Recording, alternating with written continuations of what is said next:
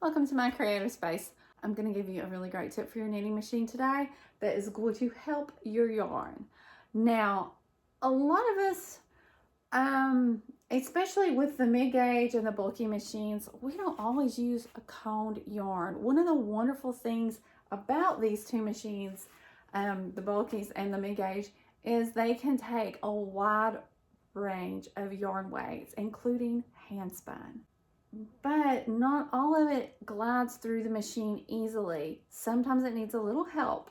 When I'm rolling a ball of yarn, I hold a piece of wax and I let that yarn run through it. So that way my yarn gets like this light coating of wax on it, which is gonna make the yarn smoother and go through my knitting machine so much easier. It's like night and day. If you try a yarn that your machine seems to kind of be choking on a little bit, and then you wax it and put it through, it's amazing how much easier it takes it.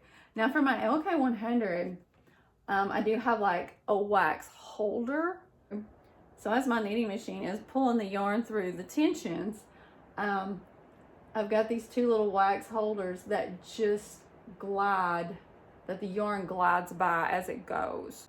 So that way my yarn's getting some wax on it as it goes, and I have to kind of turn them around a little because they get worn down on the edges there. Make yarn go through your knitting machine so much smoother, so much easier, and it's just all around better for the machine because you're not going to be forcing and pushing near as much.